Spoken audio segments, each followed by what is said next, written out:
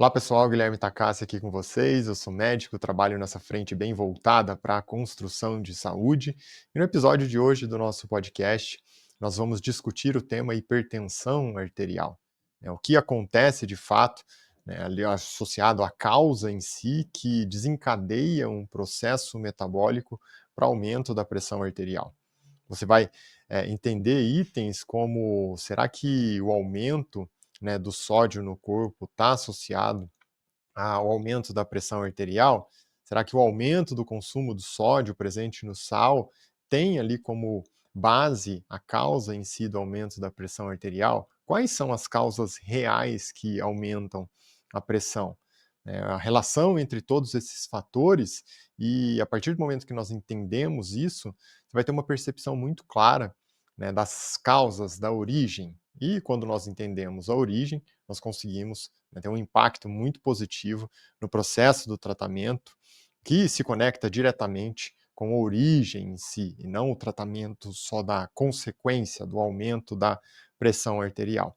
Como sempre, nosso foco aqui é pegar esse conhecimento que frequentemente se apresenta de uma forma extremamente complexa e trazer para vocês de uma forma simples e prática para que você, consiga se beneficiar, aplicar isso no seu dia a dia, aplicar isso conectado à mudança de hábito mesmo, que tem ali uma influência muito positiva sobre a sua saúde. Se você já me acompanha aqui, já acompanha todos os nossos episódios, fica sempre aquele muito obrigado, para cada interação, quando você curte um vídeo, quando você compartilha um vídeo, isso ajuda muito, ajuda inclusive, a mídia em si a impulsionar e levar esse conhecimento para mais pessoas.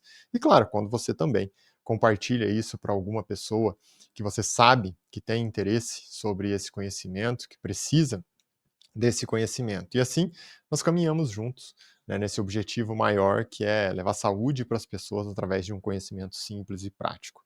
Se você está aqui pela primeira vez, fica o meu pedido para acompanhar o canal, curtir esse vídeo, compartilhar, porque também, dessa forma, nós unimos força e conseguimos seguir aqui, em busca desse objetivo maior que é ajudar cada vez mais pessoas, levar saúde para cada vez mais pessoas. Tá certo? Então, vamos começar aqui toda a nossa linha de raciocínio. E antes de mais nada, eu quero já começar a discussão com vocês falando sobre o que é hipertensão.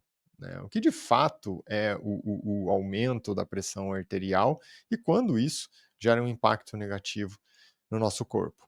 Porque existe lá a medida, o diagnóstico em si, o segmento em que nós fazemos ali a medida da pressão arterial, e essa medida, quando ela, chega até o famoso 120/80, é uma medida que está, totalmente controlada. Quando a pessoa começa a aumentar, principalmente a pressão sistólica, que é o primeiro número que nós falamos aqui, o 120, e esse número começa a aumentar para 130, e a diastólica ainda não se altera, mas ele já tem um aumento do 120 para 130, isso é um sinal, e você vai perceber depois que é um sinal relativamente precoce de pré-hipertensão. Então essa pessoa ainda não tem um diagnóstico de fato, mas ela já mostra sinais ali de um possível aumento para em breve, um diagnóstico de hipertensão arterial. Então nesse momento, a transição entre o 120/80 para o 130/80 é um sinal do corpo que essa pressão está aumentando, e você vai perceber também, durante a nossa discussão, que tem uma origem, uma causa muito clara para tudo isso. A partir do momento que esse aumento ele continua e a pessoa chega até 140/90, então entre 120/80 até 140 por 90, é o que nós conhecemos de hipertensão arterial, grau 1. É o primeiro, passo ali do aumento da pressão arterial, mas agora, de fato, já é considerado uma pessoa hipertensa. Então ela passou na pressão sistólica aquela barreira dos 130, e no caso da diastólica ela passou a barreira do 80. Quando a pessoa Ultrapassa os 140 para o 90, aí nós consideramos uma hipertensão arterial grau 2. Aqui, né, já é um processo mais avançado e, de fato, essa pessoa já tem ali um ponto muito claro ligado à hipertensão. Existe algo instalado, né, que já manifesta no corpo com sintomas. E aí tem um grupo específico aqui, que são as pessoas que apresentam um pico, né, de pressão, em que a pressão passa aos 180 por 120. Nesse caso, a pessoa deve procurar, sem dúvida, um serviço, né, hospitalar, porque é uma urgência. Então, se não corrigir essa pressão que está muito elevada, ela aumenta, sem dúvida nenhuma, a chance de uma lesão em sistema nervoso central, de uma lesão no próprio coração, de uma lesão na retina ali nos olhos, uma lesão nos rins. Então é uma urgência ou até mesmo uma emergência quando já começa a apresentar um sintoma ligado a uma lesão de fato de algum desses órgãos. Então, essa é uma definição inicial para você entender, né, aqui o que é hipertensão, o diagnóstico em si, como que nós passamos por esse processo. Mas agora eu quero iniciar nossa linha de raciocínio, como sempre, aqui falando sobre as causas, para você entender de fato, né, o que é a causa em si, porque a partir do momento que nós temos clareza sobre a causa, nós conseguimos tomar uma conduta muito clara, né, sobre um tratamento efetivo. Então vamos lá, assim, ó, para entender aqui esse processo da causa em si, eu quero conversar com você sobre a fisiologia do sistema cardiovascular. É um conceito muito simples, só que você tem que prestar atenção sobre isso, porque é algo que nós vamos usar durante toda a nossa discussão aqui. Ao longo da próxima hora, nós vamos discutir tudo o que envolve, né, a origem da hipertensão e a base para você entender cada um desses conceitos está conectado a essa fisiologia do sistema cardiovascular. Então, existe uma definição na fisiologia de débito cardíaco, que nada mais é o quanto o seu corpo, né, o seu coração ejeta, né, ele manda ali para frente para vascularizar o corpo de sangue, o quanto ele ejeta de sangue lá do coração para distribuir esse sangue, que o sangue, né, vai distribuir ali o oxigênio, os nutrientes para o seu corpo usar e produzir energia, esses nutrientes que são distribuídos pelo sangue. Quem faz isso é o coração, e o débito cardíaco é quem coordena tudo isso. Então, o débito cardíaco nada mais é do que um cálculo da frequência cardíaca, o quanto seu coração bate ali por minuto, né, vezes o volume sistólico que nós falamos, que é o quanto o coração ejeta de sangue, o quanto o coração joga de sangue para frente para vascularizar todo o corpo. Então, aqui nós temos o considerado débito cardíaco. Por que, que esse conceito do débito cardíaco é tão importante para nós? Porque, na realidade, a definição, né, de pressão arterial no corpo é o débito cardíaco, ou seja, o quanto o coração está mandando de sangue para o corpo, vezes a resistência vascular periférica. Então, o quanto você tem de resistência ali nos vasos sanguíneos quando nós enviamos esse sangue. Então, esse é um conceito muito importante. Por quê? Se eu tenho uma alteração simples aqui, ó, presta atenção. A pressão arterial é o débito cardíaco vezes a resistência vascular periférica. O quanto o vaso oferece resistência. Porque daí o coração, ele impulsiona esse sangue, né, no débito cardíaco ali. Se ele impulsiona esse sangue e tem uma resistência, quanto maior essa resistência, maior vai ser a pressão. Se o coração está forçando esse sangue contra algo que gera uma resistência elevada, e nós vamos discutir, né, vários itens que mudam aqui essa resistência do vaso sanguíneo, você vai aumentar a pressão. Por outro lado, o que nós sabemos também? Ó, e isso é interessante. Lembra que o débito cardíaco é a frequência cardíaca vezes o volume sistólico? Vou dar um exemplo simples aqui para você. Quando você vai lá e começa a fazer exercício, a sua pressão aumenta, concorda? Por que a sua pressão aumenta? Muito simples, né? Se o débito cardíaco é frequência cardíaca vezes volume sistólico e a pressão arterial é débito cardíaco vezes resistência vascular periférica, se você aumenta a frequência cardíaca, você já vai aumentar a pressão arterial. Só que nesse caso, né, eu estou usando aqui um exemplo muito simples, o aumento da pressão arterial durante o exercício físico é algo muito bom e nós vamos entender isso. Por quê que isso é importante?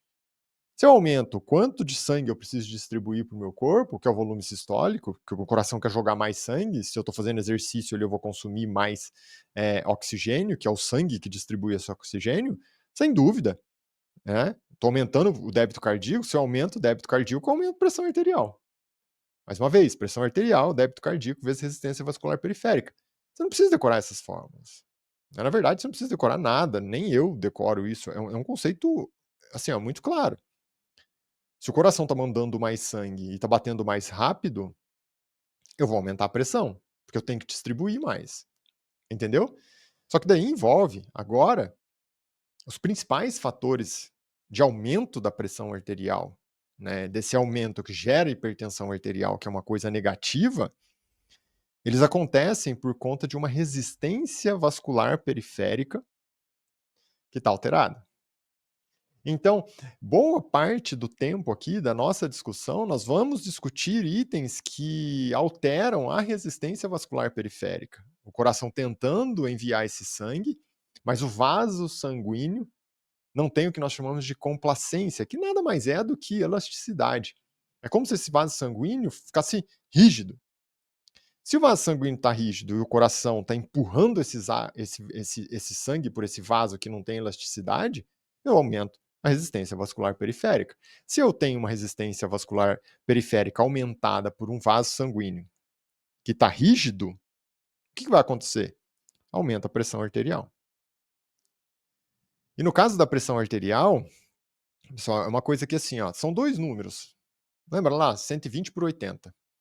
120 é a pressão máxima de contração, por isso que é o número maior, que é o que nós chamamos de pressão sistólica. E o 80 é a contração mínima, que é a fase de relaxamento do coração. Então o coração ele contrai ao máximo, joga esse sangue para frente, que é o volume sistólico, e aí ele entra na fase de relaxamento, que é a diástole. Então, sístole e diástole, que é a pressão sistólica, um número maior, já que é a fase de contração máxima, e a pressão diastólica, que é a fase de relaxamento, que seria o 80. Então, 120, número maior, pressão máxima, né, contração máxima do coração. 80, fase de relaxamento. É quando o coração, né, já ejetou e agora ele está relaxando. Por isso que é um número menor. Entendeu? Então, todo esse conceito nada mais é do que a fisiologia cardiovascular que envolve a pressão arterial.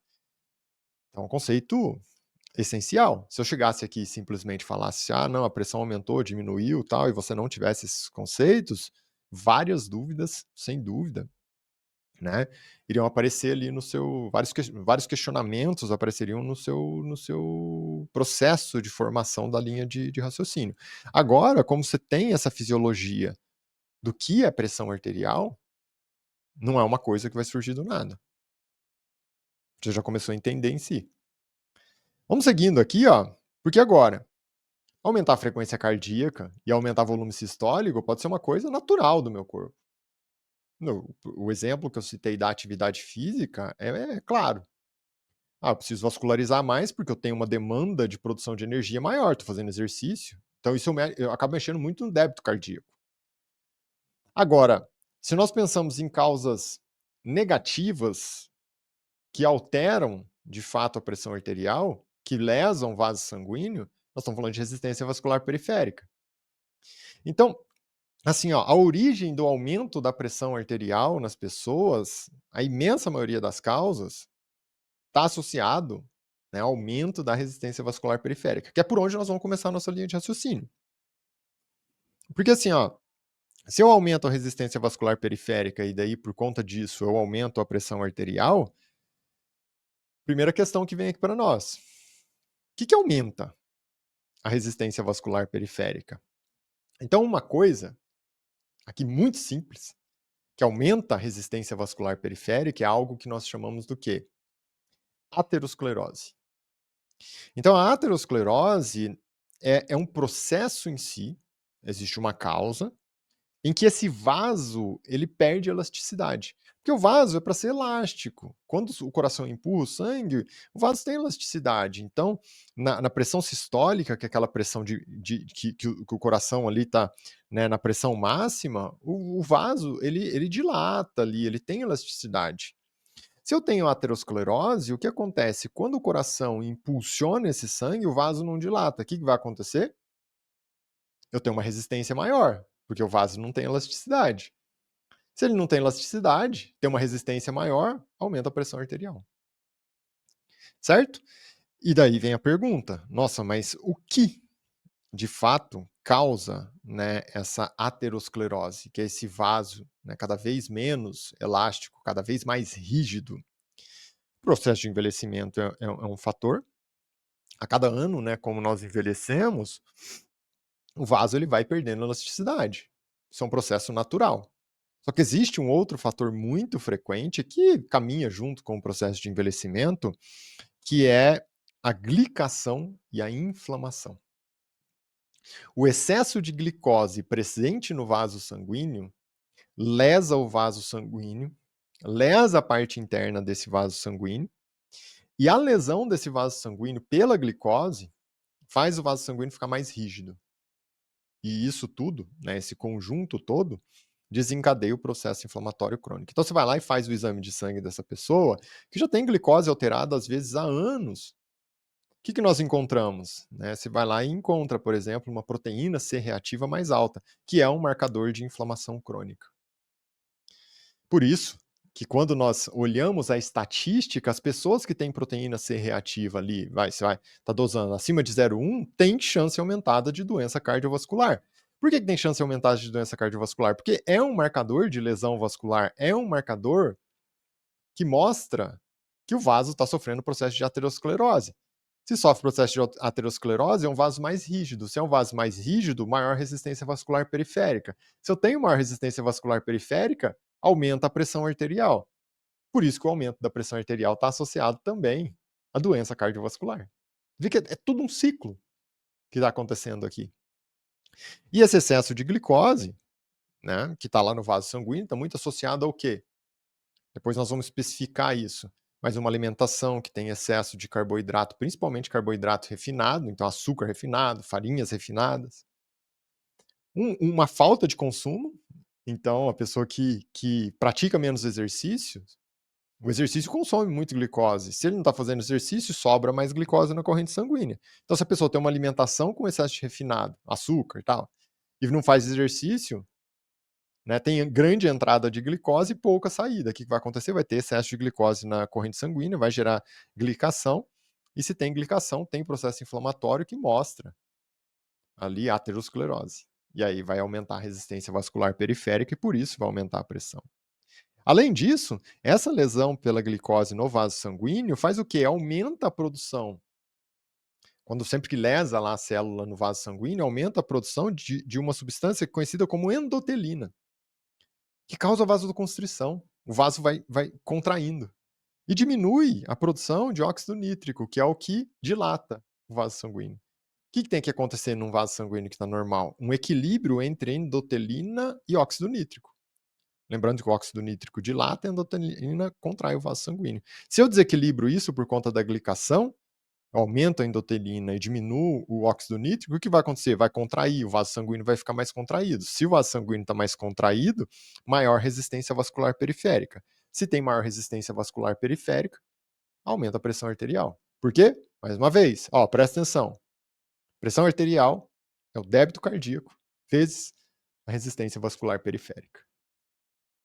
Certo? Continuando aqui, o que eu tenho que entender também? Que é algo assim, se essa pessoa, né, ela tá ganhando peso, ela tá ganhando peso por conta de um fator em que normalmente está associado a excesso de caloria, o corpo tá gastando menos do que ele recebe, então começa a sobrar. E a base principal para isso, né, quando vem esse excesso de caloria por excesso de glicose. O excesso de glicose você já entendeu. Ele tem uma relação direta com lesão vascular. Só que junto disso também, nós temos um outro fator que é assim, ó, para você metabolizar o excesso de glicose, você tem que aumentar a insulina, que é o hormônio que metaboliza a glicose que você produz lá no seu pâncreas. Né? Tem episódio que eu já discuti só sobre metabolismo da glicose. Não é o objetivo hoje, mas é algo que eu vou trazer assim, ó. Quando você tem excesso de insulina, uma das coisas que a insulina faz é estimular uma via metabólica no corpo em que você sai da via de produção de energia e coloca seu corpo agora numa via de reserva energética. Quem que é a reserva energética mais efetiva que o seu corpo pode produzir? Gordura. Então você vai acumular na forma de lipídio. Gordura é um tipo de lipídio, triglicéridos é um tipo de lipídio, então você vai acumular no seu corpo na forma de lipídio. Por isso que, inicialmente, quando a pessoa começa a descompensar aqui, a insulina começa a subir, você faz o quê? Vai lá no exame de sangue, opa, o triglicérides está subindo. Por quê? Esse excesso de glicose, como o seu corpo agora entrou num modo de reserva energética, ele manda para o fígado vai converter para uma molécula de reserva, que é o triglicérides. Que começa, no primeiro momento, né, se acumular lá no fígado. Só que aí, se esse processo continua, chega um momento que o fígado não consegue acumular mais. É um órgão, é pequeno. Qual que é um local onde você consegue acumular reserva energética que é infinito? Circunferência abdominal. Então você começa a mandar tudo isso lá para o abdômen e vai aumentando a circunferência abdominal. Então, esse aumento da circunferência abdominal produz marcadores inflamatórios. Eu vou citar aqui o nome só para você ter clareza, mas na verdade é o que a molécula, o que a gordura anormal que você está acumulando na barriga, no abdômen. Então, por isso que aumentar a circunferência abdominal é um marcador tão importante de doença cardiovascular, porque essa gordura normal produz marcadores inflamatórios, conhecido como interleucinas. A interleucina 6 é uma delas, que aumenta, e quando ela começa a aumentar, ela lesa o vaso sanguíneo. Se lesou o vaso sanguíneo, qual que é o tipo de lesão que tem lá no vaso sanguíneo? É um tipo de lesão que deixa esse vaso sanguíneo mais rígido. Se é um vaso sanguíneo mais rígido, tem resistência contra o sangue que o coração está ejetando. Se tem resistência, está aumentando essa resistência, aumentou a resistência vascular periférica. Se aumentou a resistência vascular periférica, aumenta a pressão arterial. Você vê como tudo está muito claro? E um outro fator, já que você está aumentando a insulina, você aumentou a insulina para metabolizar todo esse excesso de glicose que está acontecendo ali no corpo. Você entendeu isso já? Tá, se aumentou a insulina e desencadeou esse acúmulo de gordura na região abdominal, não é só isso. Essa insulina também tem outra função no corpo que ela começa a reter líquido. E daí vem uma questão muito clara para nós, que é algo assim, ó, se essa insulina está retendo líquido no corpo, tanto que quando a pessoa, né, é uma coisa muito rápida, inclusive, a pessoa consumiu ali mais carboidrato refinado no final de semana, comeu mais doce e tal, na segunda-feira sente que tem uma retenção maior. Às vezes a aliança não sai do dedo, a pessoa está com a perna mais inchada, isso tudo é sinal de retenção de líquido. Só que se você tem retenção, está segurando mais líquido, o que vai acontecer? Esse líquido também está ali no vaso sanguíneo. Se você tem maior volume no vaso sanguíneo agora, você também, e o vaso sanguíneo é o mesmo, o que vai acontecer? Maior resistência. Se aumenta a resistência vascular, né, periférica por conta dos vasos do corpo, naturalmente se aumenta a pressão arterial. Então você viu que é um efeito todo em ciclo que está acontecendo aqui no corpo? É um processo natural. Então isso tudo, né, tem que estar muito claro, porque você viu que eu não citei em nenhum momento aqui algo que não se conecta com o seu dia a dia. Porque são questões que envolvem, né, falta de exercício, são questões que envolvem uma alimentação que tá desalinhada. Se eu começo a fazer mais exercício, eu vou consumir mais glicose. Se eu diminuo o consumo de alimentos refinados como açúcar, como farinha de trigo, farinhas refinadas no geral, eu vou diminuir a glicose, eu diminuo lesão, eu diminuo a insulina não acumula gordura ali abdominal, vou gerar menos lesão vascular, vou gerar menos aterosclerose, vou gerar menos resistência vascular periférica e, naturalmente, a tendência é a pressão começar a cair. Só que daí, você entendeu essa parte, né? Vamos progredir agora, porque existe uma outra via importante. que é algo assim, ó, existe um sistema no corpo de regulação da pressão arterial. Quando o corpo começa a cair a pressão arterial, você estimula esse sistema, que é conhecido como sistema renina-angiotensina-aldosterona. Vamos entender esse sistema que é muito importante para nós aqui. Ó. Presta atenção em cada um desses itens, porque daí, muitas vezes, os medicamentos, inclusive, são medicamentos que atuam muito nesse sistema. Olha só que interessante, que legal que é isso daqui. Ó. Vamos lá, ó. Esse processo, né, da renina-angiotensina-aldosterona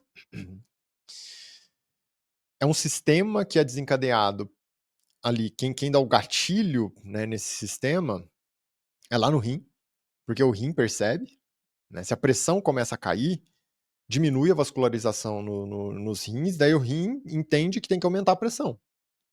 E aí, um dos mecanismos é o quê? Opa, estimula esse sistema que é o renina-angiotensina-aldosterona. Então, lá no rim mesmo, o corpo, né, sinaliza para produzir a renina, que é liberada nos rins. Tá, produziu a renina, aí a renina vai lá no fígado e pega uma molécula que é produzida no fígado que é conhecida como angiotensinogênio. E a renina participa do processo de transformação do angiotensinogênio para angiotensina 1. Presta atenção aqui, ó. Essa angiotensina 1 vai lá no pulmão e passa por uma conversão para angiotensina 2. Agora começa o mecanismo. O mecanismo aqui da angiotensina 2 é o quê? São vários fatores. Tá? Um primeiro fator, se todo o processo, né, foi desencadeado porque a pressão arterial estava caindo, o primeiro fator provoca uma vasoconstrição. Porque se eu provoco uma vasoconstrição, eu aumento a resistência vascular periférica. Se eu aumento, sobe a pressão. Como esse sistema foi, né, acionado porque a pressão estava caindo, opa, aqui a pressão começa a subir. Certo? Então, o primeiro mecanismo de ação da angiotensina 2 é provocar vasoconstrição. Depois, o que eu posso fazer também? Se a pressão está caindo, eu posso aumentar o volume ali no vaso sanguíneo, dentro do vaso sanguíneo. Então, a angiotensina 2 estimula a liberação lá no sistema nervoso central, na hipófise posterior, de uma substância conhecida como hormônio antidiurético. Por que é antidiurético? Porque ele quer segurar volume. Você diminui ali a eliminação de volume na urina e segura mais volume, que é o ADH. Conhecido também como vasopressina. Então, você segura mais água para subir a pressão. Outro mecanismo da angiotensina 2, né? O que ele faz? Ele vai lá no sistema nervoso central, na região do hipotálamo, e estimula o centro da sede. Então a pessoa quer consumir mais volume. Então ela consome mais água e perde menos água, para aumentar volume no vaso sanguíneo, para aumentar a pressão. Olha que legal que é isso daqui. Ó. E aí, por último, a angiotensina 2, que está lá no pulmão, vai lá na glândula adrenal, que são duas glândulas que ficam logo acima dos rins. E na glândula adrenal, a aldosterona estimula a retenção de água e sódio. Porque o sódio, quando você segura lá nos rins, porque agora a aldosterona, né, que foi produzida lá na glândula adrenal, quando ela estimula a reabsorção de sódio nos rins, ela aumenta também, naturalmente, porque você está puxando sódio, o sódio arrasta junto a água. Então você está retendo mais sódio e água. Então, a angiotensina 2 fez o quê? Vasoconstrição, inicialmente. Foi lá no sistema nervoso central, aumentou a liberação do antidiurético para reter mais água. Foi lá no centro, no hipotálamo, no centro da sede, e estimulou essa pessoa a consumir líquido. E, por fim, foi lá na adrenal, estimulou a liberação de aldosterona, que aumenta a retenção de sódio nos rins. Sódio e água, que o sódio naturalmente vai arrastar água. Por isso que a pressão começa a subir. Esse é um sistema natural do corpo. Por que eu estou discutindo tudo isso? Porque se esse sistema, por algum motivo, fica desequilibrado, porque você percebeu que o sistema renina-angiotensina-aldosterona nós ativamos quando a pressão está caindo. Se por algum motivo esse sistema fica hiperestimulado, o que eu vou fazer? Eu vou começar a estimular muito o sistema renina-angiotensina-aldosterona. Só que o que esse sistema faz? Retém líquido, estimula o centro da sede para beber mais água ainda, estimula a retenção de sódio, causa vasoconstrição. Se ele tiver hiperestimulado, o que vai acontecer com a pressão? A pressão vai subir, porque são todos fatores de aumento de resistência vascular periférica. Então não tem jeito, assim, ó, se está hiperestimulado o sistema renina-angiotensina-aldosterona, a pressão arterial vai subir, certo? Entendeu isso daqui? Aí vem a pergunta, você deve estar se perguntando agora assim, né? Ah, mas por que o meu corpo vai hiperestimular isso daí? Né? Como que funciona esse processo? Que para mim ficou uma dúvida. Você deve estar se perguntando isso agora, então presta atenção aqui que agora você vai entender por que fica hiperestimulado esse sistema. Sabe qual que é a principal causa de hiperativação do sistema renina-angiotensina-aldosterona? Resistência à insulina. Se o seu corpo tem resistência à insulina, o excesso de insulina vai provocar hiperatividade do sistema renina-angiotensina-aldosterona. Só quem que é a insulina mesmo? A insulina é o hormônio que metaboliza a glicose no seu corpo. Se você tem a glicose normal, você não vai produzir excesso de insulina. Então, você não vai ter excesso de um processo que leva à resistência à insulina. Só que o que acontece? Se você tem excesso de glicose no seu corpo, você vai precisar de mais de excesso de insulina. Se você tem excesso de insulina, é uma questão de tempo para o seu corpo começar a ficar resistente. E esse excesso de insulina vai dentre várias coisas que nós discutimos, inclusive, vai hiperativar o sistema renina-angiotensina-aldosterona. Se eu tenho hiperatividade de renina-angiotensina-aldosterona, vou aumentar a retenção de líquido, vou aumentar a retenção de sódio, vou causar vasoconstrição, vou aumentar o consumo de água. Então, nesse momento, a pessoa desencadeia um processo pela resistência à insulina que está associado ao aumento da pressão arterial. Onde está a origem? Excesso de glicose. De onde vem o excesso de glicose? Da alimentação. Está consumindo muito alimento que oferece excesso de glicose. Quais que são os principais alimentos? Né? Açúcar, farinha refinada. Oferece uma grande quantidade de glicose. Ah, mas meu corpo também consome glicose? Consome. Isso é natural. Se você aumentar o consumo, o quanto seu corpo gasta de glicose, você diminui a chance de resistência, né? A insulina, diminui a quantidade de insulina, porque você vai diminuir a quantidade de glicose. Sem dúvida, você está gastando mais glicose. O que gasta mais glicose? Atividade física. Então tem episódio aqui também do nosso podcast só sobre atividade física. Qual o melhor tipo de exercício para consumo de glicose? Como que eu aumento ali a taxa metabólica para gastar mais glicose? Tem episódio só sobre isso. Da mesma forma que tem episódio só sobre metabolismo da glicose. Como que eu melhoro o metabolismo da glicose? E aqui você entendeu que a base, né, tem vários fatores.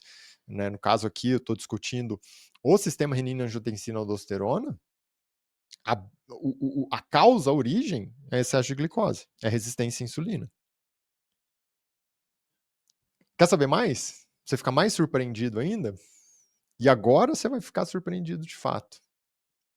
É algo assim, ó. O que acontece aqui, pessoal? Existe uma questão muito clara, que é o seguinte: além da insulina desencadear todo esse processo que eu já discuti aqui com vocês, da renina-angiotensina-aldosterona, desse sistema que é um sistema natural do corpo, existe um outro ciclo muito importante para a gente ter uma percepção aqui sobre o sistema renina-angiotensina-aldosterona.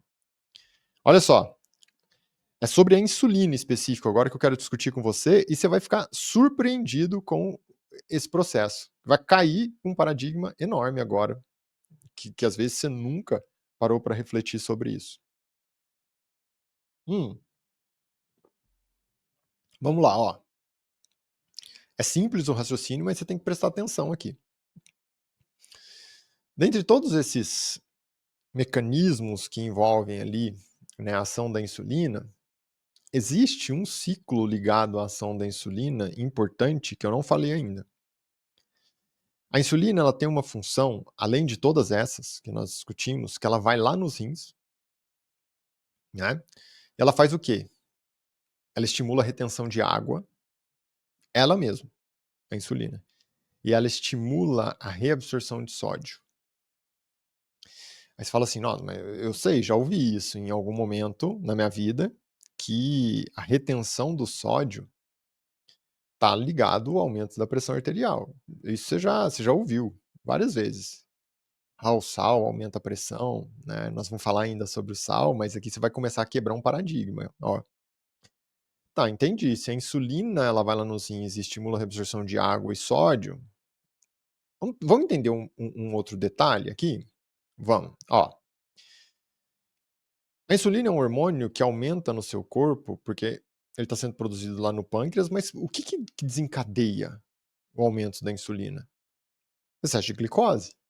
Quando você consome um alimento que passa pelo processo de digestão e depois do processo de digestão você absorve glicose que cai na corrente sanguínea, essa glicose que está na corrente sanguínea é o estímulo para você aumentar a insulina, que vai metabolizar essa glicose. Vai colocar a glicose para o interior das células para se transformar em energia. Onde está o problema? Se tem excesso de glicose. Porque se tem excesso de glicose, você vai provocar ali excesso de insulina também no seu corpo. E aqui começa o problema. Porque se eu tenho excesso de insulina, agora essa insulina vai lá no rim, vai reter mais água e vai reter mais sódio. Se eu retenho sódio, o sódio puxa água. Se eu tô com mais sódio agora no interior do vaso sanguíneo, o sódio puxa água, nós sabemos disso, né. Então o vaso sanguíneo, quando ele está rico em sódio, ele puxa água para o interior.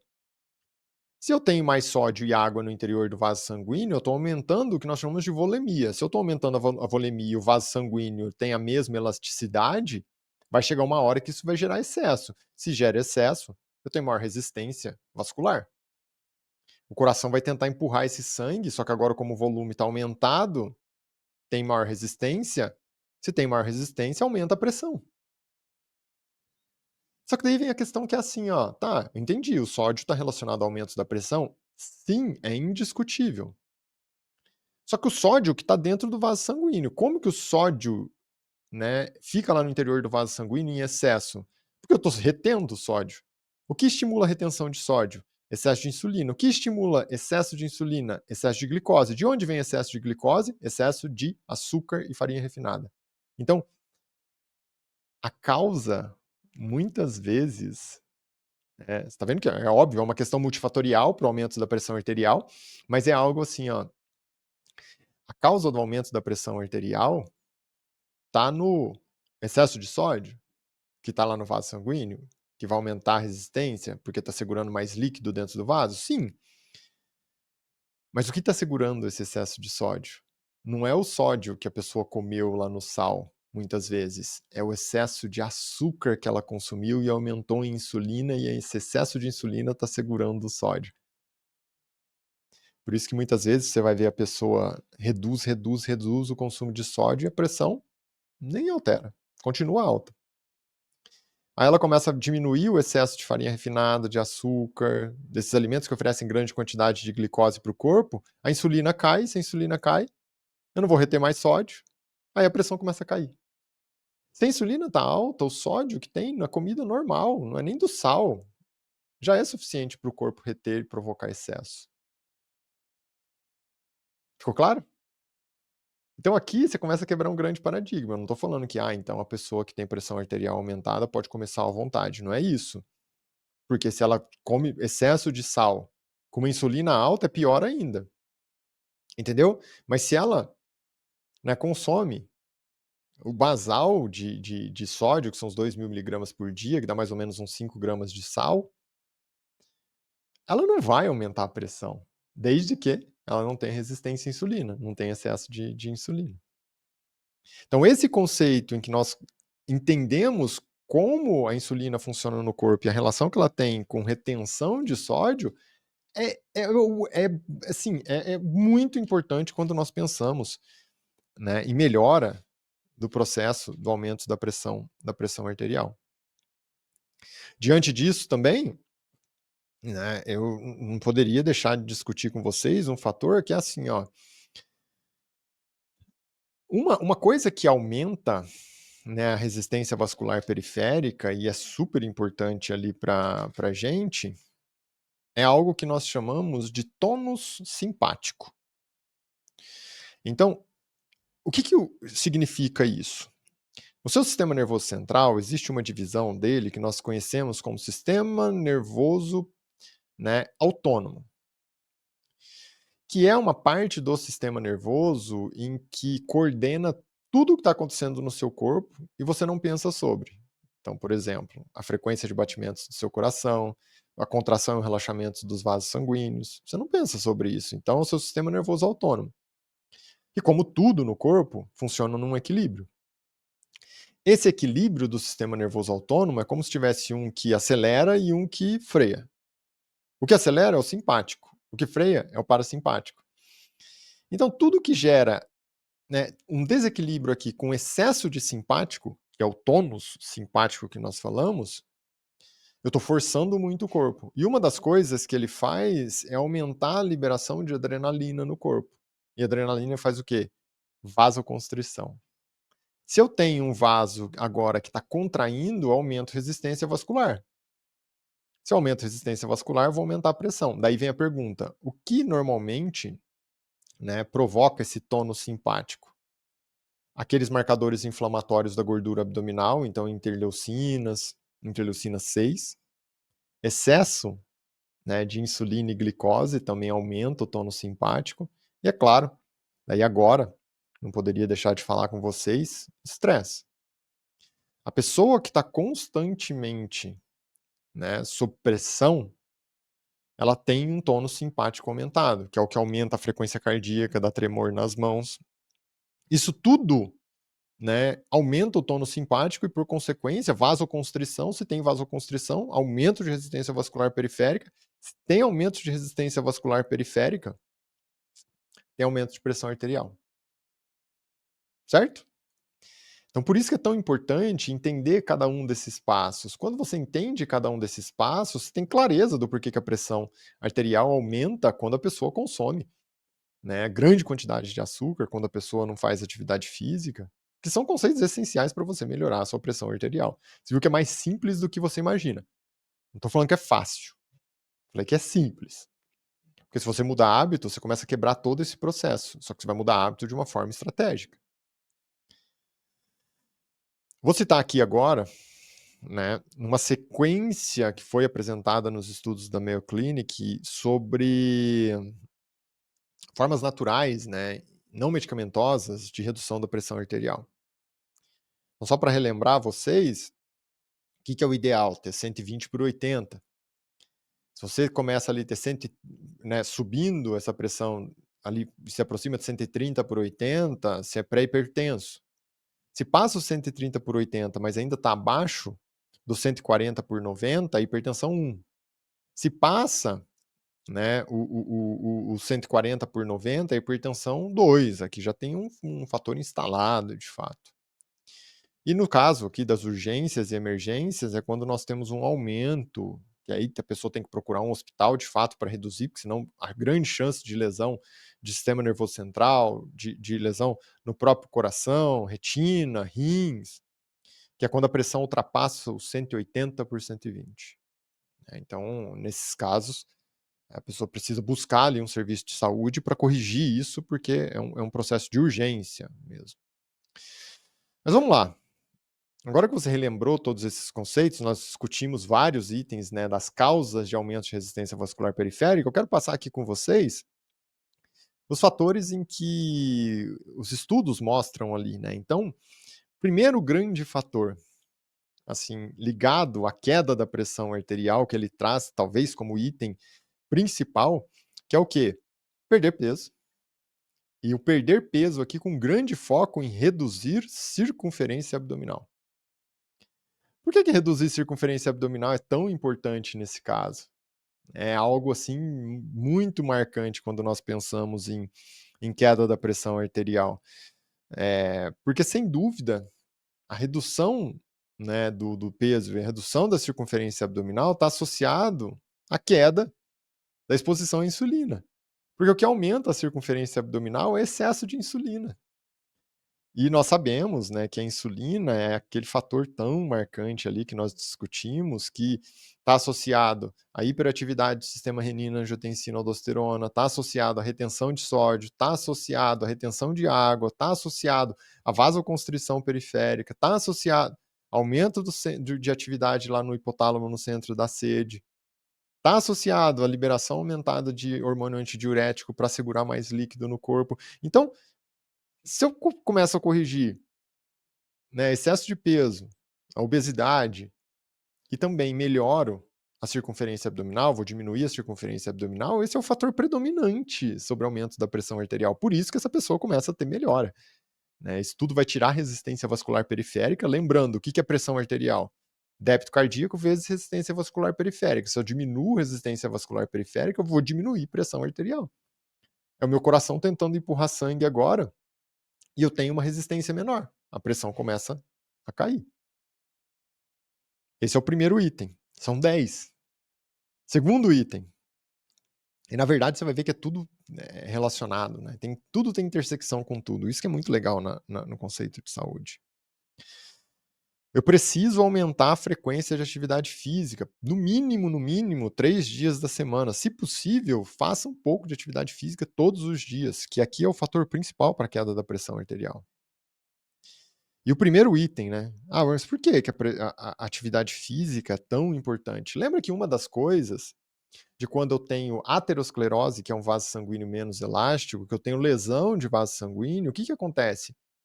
Eu acabo diminuindo a produção de óxido nítrico, que é um vasodilatador. Se o vaso dilata, né, o que vai acontecer? Eu estou diminuindo a resistência vascular periférica, por isso que a pressão cai.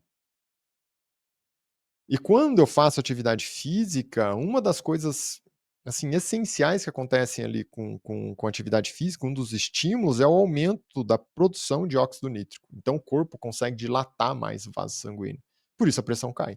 Estou diminuindo resistência vascular.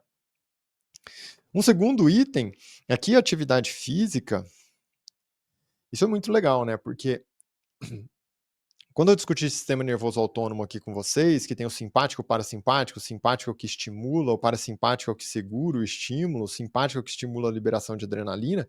Quando você faz exercício, se aumenta a frequência cardíaca, se aumenta a vascularização, isso tudo aumenta as custas de tônus do simpático.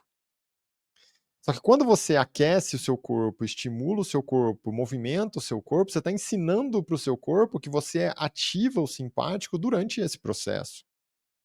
Você não está parado e está com o simpático hiperativado. Não, você está movimentando e daí você mostra para o seu corpo que nesse momento você tem que ativar o simpático. Tá, entendi isso. Então você começa a ensinar para o seu corpo o momento certo de ativar o simpático. Quando você está em repouso, o simpático diminui. Então, quando você faz atividade física, você mostra quando o simpático tem que ser ativado para o seu corpo, para o seu sistema nervoso central. Quando você está em repouso, que você não está fazendo atividade física, ele não ativa o simpático. Se ele não ativa o simpático, o que vai acontecer? Né? Você não vai ficar com o tônus simpático aumentado, não vai aumentar a frequência cardíaca, não vai aumentar a resistência, vasoconstrição, não vai aumentar a resistência vascular, sua pressão tende a cair.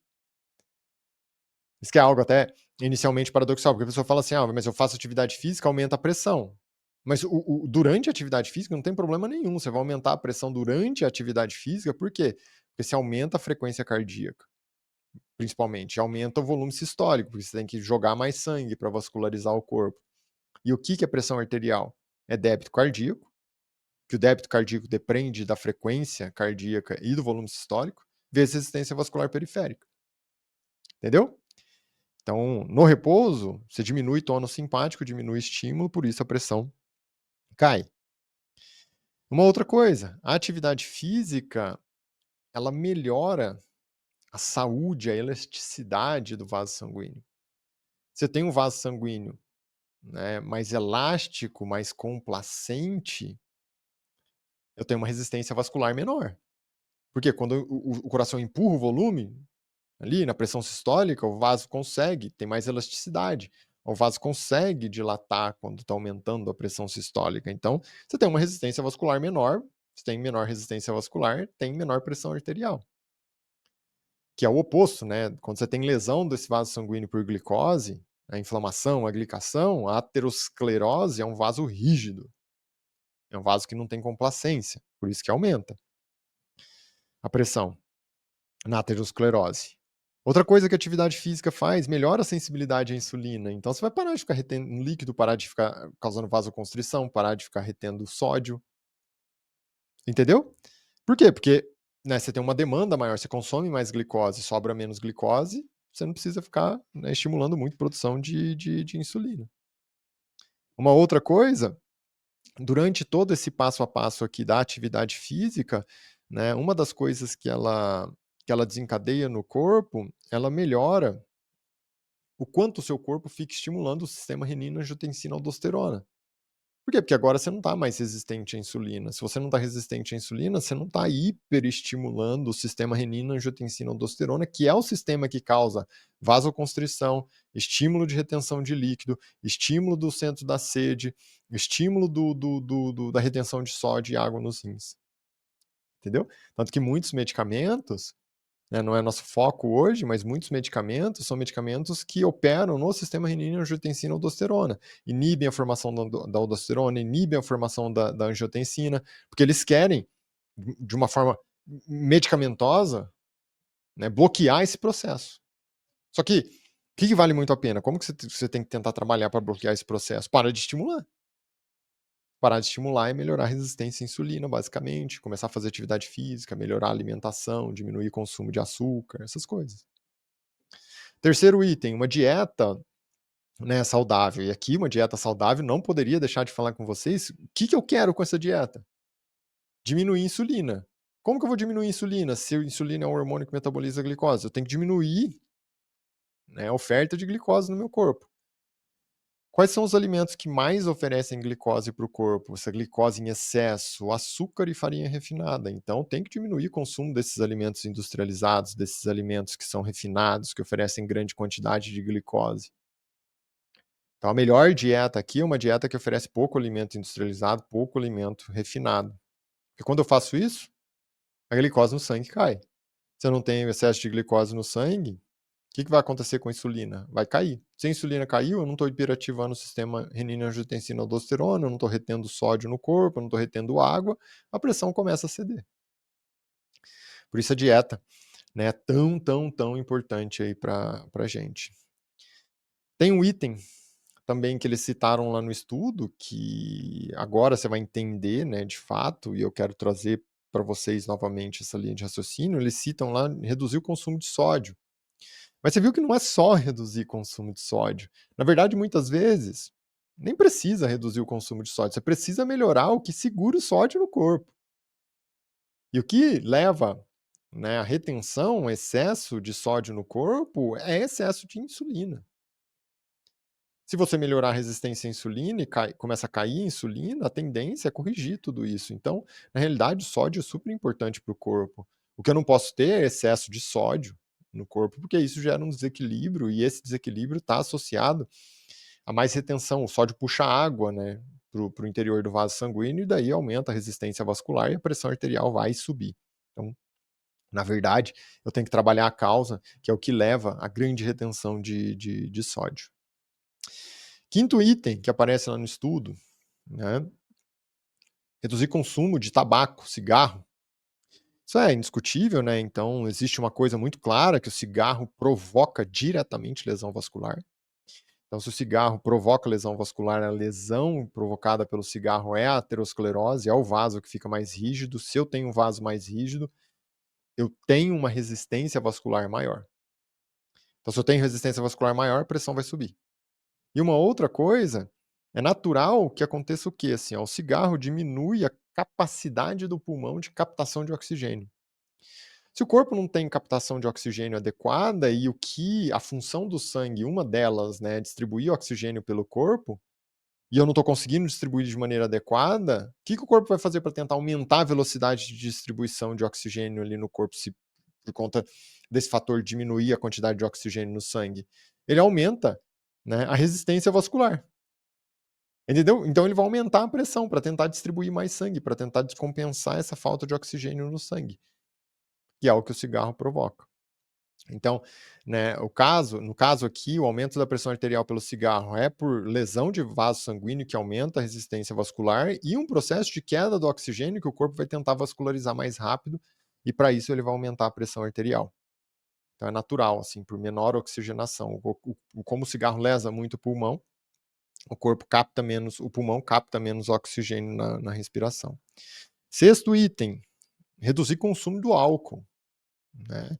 Então, sim, o álcool é uma molécula metabolizada no fígado que depende muito, mexe muito com o metabolismo da glicose, então vai passar pelo processo de metabolização da glicose, leva a acúmulo de gordura na região do fígado, aumenta a circunferência abdominal, que são todos fatores que estão associados à resistência à insulina. Então, o álcool entra numa via muito semelhante à da glicose no corpo, e por isso, né, que se ele leva ali no final aumentos da resistência à insulina, ele também vai desencadear todo aquele processo de aumentos da pressão arterial.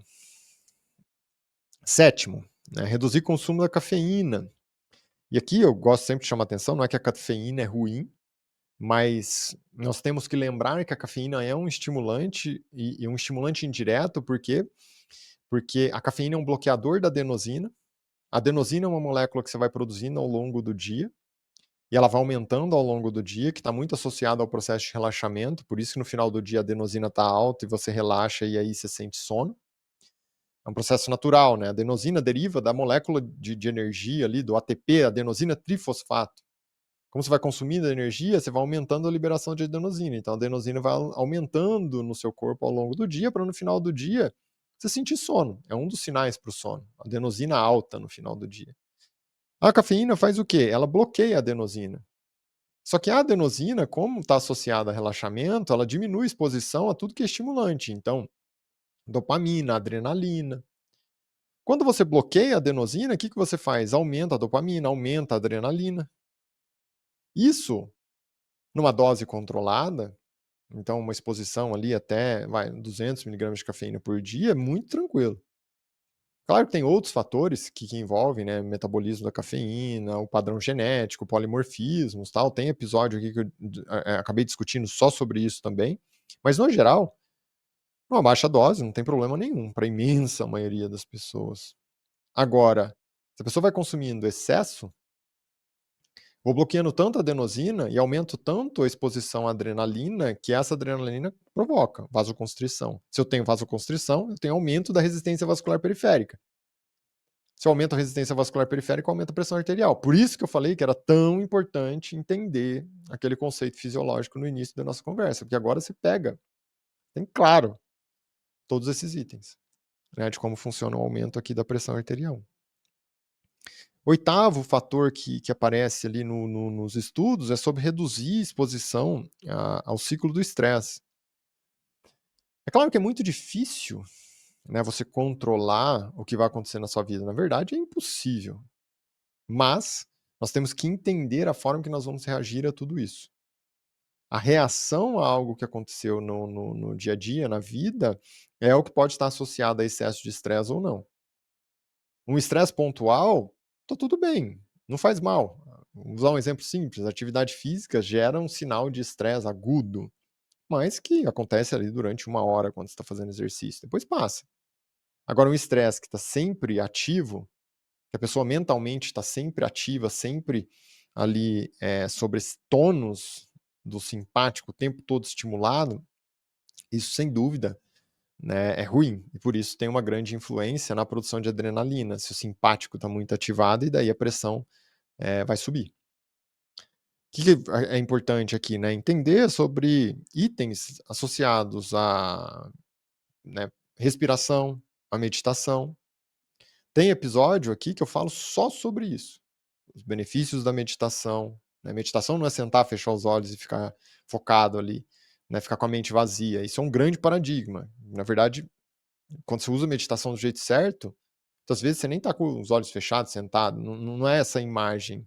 Pode ser? Até pode, mas nem sempre. Na imensa maioria das vezes, não. É usar a meditação de uma forma inteligente para você se beneficiar no manejo de estresse. E se beneficiar no manejo de estresse é tirar tônus simpático. Se eu tiro tônus simpático, eu estou tirando tônus de adrenalina. Se eu estou tirando tônus de adrenalina, eu estou tirando vasoconstrição. Se eu estou tirando vasoconstrição, eu estou tirando da resistência vascular periférica e a pressão começa a melhorar. Esse é o oitavo fator.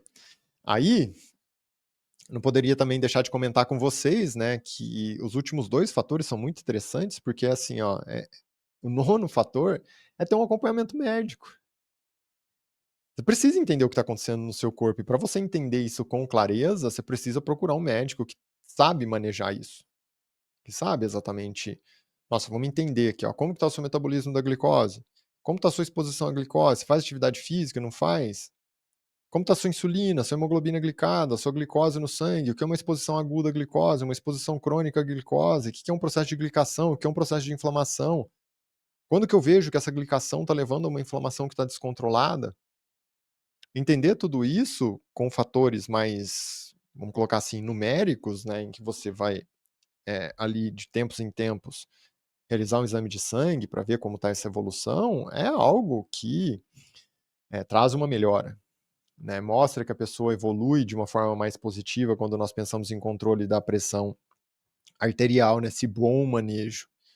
Então, são conceitos essenciais. Nós precisamos entender isso, e por isso eu achei até bem interessante quando o meu clínico coloca ali para gente, né, que um acompanhamento médico é essencial, se você pensa em um bom manejo, um bom controle da pressão arterial. E mais uma vez, né, aqui não é só sobre ficar tomando remédio, você tem que entender, às vezes vai precisar, às vezes sim, mas você viu a quantidade de fatores que influenciam a pressão arterial antes de você pensar sobre um medicamento? O medicamento é uma via que eu acho que faz sentido depois que você já controlou todos esses outros fatores que nós discutimos. Controlou, ainda está alto, ou no caso, né, pessoas que têm aumento de pressão arterial por alguma origem específica, uma causa específica, e não essas causas metabólicas primárias, como nós discutimos aqui. E o décimo, está muito conectado também, né, viver em um ambiente que é favorável. Procurar ali profissionais que ajudam, no caso, um profissional de atividade de educação física para ajudar na atividade física de uma maneira efetiva. Se a pessoa tem alguma dor crônica, procurar que é osteomuscular, procurar um fisioterapeuta para ajudar esse tratamento multidisciplinar. Então, é essencial também para todo esse processo em si, né, de melhora do aumento da pressão arterial, certo? Então, todo esse passo a passo que nós discutimos, nós começamos lá sobre o que é pressão alta, entendemos todo o processo da fisiologia da pressão arterial no corpo. O que é um débito cardíaco? Entendi o débito cardíaco. O que é pressão arterial? A relação do débito cardíaco com a resistência vascular. O que é resistência vascular? Mas depois de entender tudo isso, aí nós começamos a progredir a linha de raciocínio para ter uma percepção sobre o que é metabolismo da glicose, o que é uma insulina aumentada, o que é resistência à insulina, o que é sistema renina-angiotensina-aldosterona, o que é um processo de aterosclerose, como a aterosclerose influencia na pressão arterial, os fatores, os 10 fatores principais conectados à, né, melhora da pressão arterial de uma maneira não medicamentosa. E sem dúvida, né, aqui é algo muito já documentado, todos esses itens que nós discutimos são os principais itens ligados à melhora da pressão arterial, como nós discutimos. Então, para você que me acompanhou até aqui, fica o meu muito obrigado. Se você que já acompanha, né, todos os nossos episódios, não esquece de curtir, de compartilhar esse episódio, deixar seu comentário, sua sugestão aqui, aqui abaixo. Para você que está aqui pela primeira vez e chegou até esse momento no vídeo, também agradeço. E claro, não esquece de acompanhar o canal, seguir o canal, curtir o vídeo, compartilhar, porque dessa forma, né, nós conseguimos mostrar para a mídia, para ela enviar esse vídeo, para apresentar esse vídeo para o maior número de pessoas possível, porque dessa forma nós conseguimos, né, atingir o nosso grande objetivo, que é levar a saúde ali para muitas e muitas pessoas através de um conhecimento simples e prático. Então, muito obrigado a todos vocês e, é claro, não esquece, né, sua primeira riqueza é a sua saúde. Até breve, que eu volto com mais conhecimento aqui para todos nós. Um abraço.